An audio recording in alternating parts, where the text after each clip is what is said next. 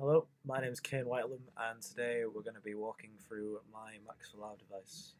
Right, so I've made a stereo flanger with various few cool features. We've got depth and rate, which we can control simultaneously here with the picked slider, and then we've got adjustable waveform, my cool preset feature. So we can have sine, sawtooth, or triangle waveform. And then we've got controllable delay time, and then feedback, which is independent to each stereo side, and then we can match the respective feedback from one to the other rather than painfully setting one up and so. And we've got a gain meter here and a unity gain button there, snap them in. So I'll just put some audio on, a little drum loop here, and just run it through its paces, get some cool sounds going. Right, so that's about the flanger really doing anything. Now I'll just crank the delay time a little and start to apply some of the oscillator. I have the feedback. There we go.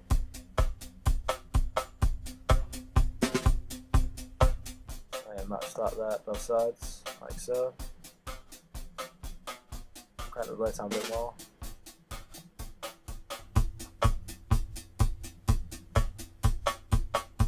Turn the sound a bit. Hold that up.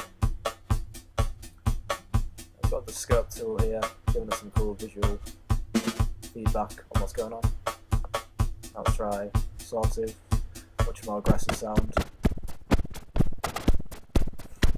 Let's turn on delay time. Crank the feedback.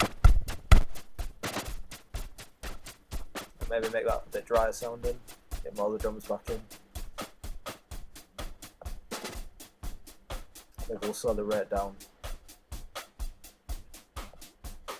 That's cool.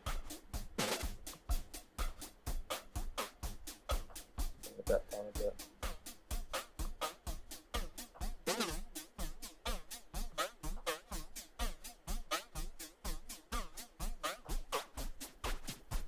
Try some a bit more, just fully visceral. That's the maximum rate, which is 20 Hz. And then we'll just try the triangle waveform finally.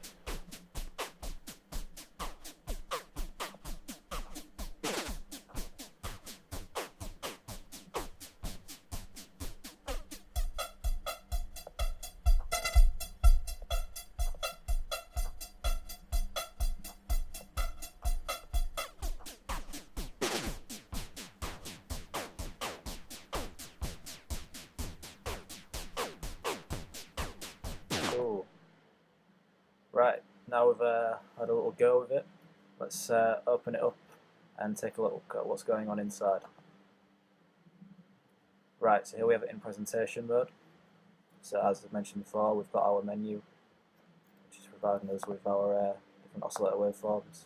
We've got a picked slider, which has a transparent background, and then has the scope object behind that to provide the visual representation of the audio signal. Then we've got our two bang buttons with the two dials feedback, two dials again, dry wet, delay time, and then our live dial for gain, sorry, live gain, and then a bang button for unity again. Right, let's have a look at the edit mode.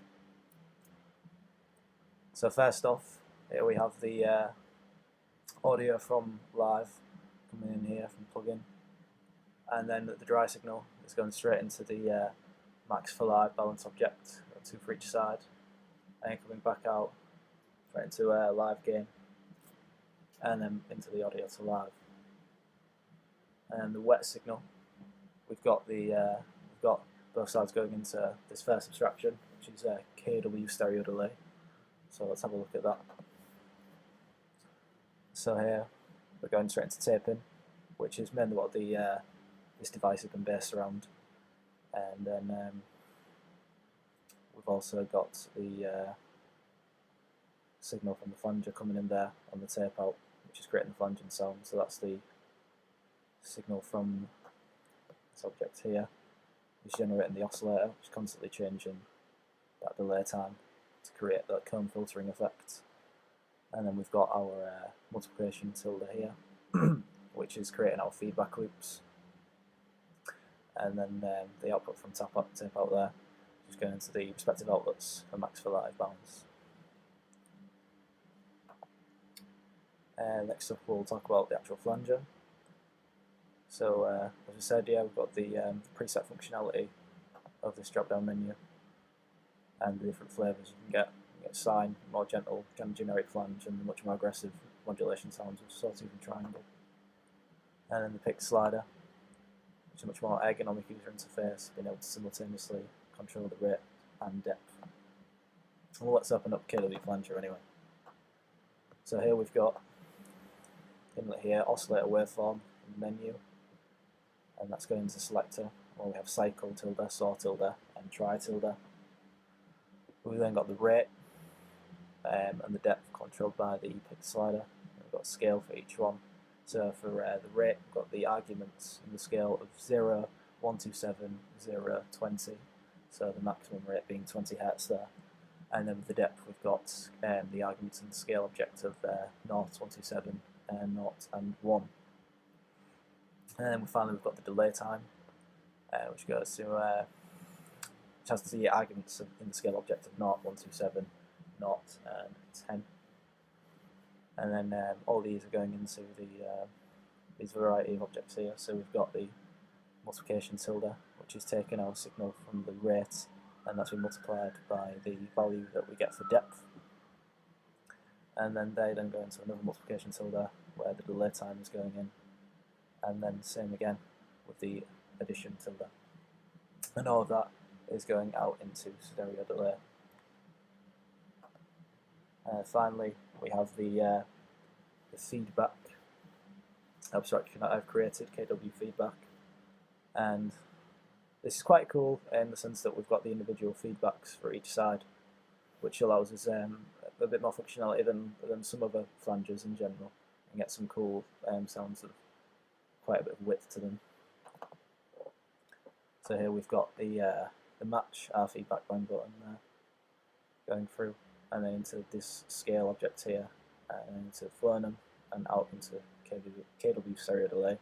Then we've got our left feedback dial, which is going to this message here, the scale, with the arguments 0, 100, 0, 1, Flernum, out, and same again for this other side. So the bang button has the message, goes straight to this message, and sends off the message to the opposite feedback to match them up. And then finally, that all goes into the max for live balance objects, and then they have a dial for both to control the wet and dry. And then the outputs of the max for live balances are going into the scope object, which gives us again a nice visual representation of what we're doing with the audio. And finally, we've got a bang button here, into message, into the gain, just giving us our unit gain feature. I think that's just what covers it. Thanks for watching.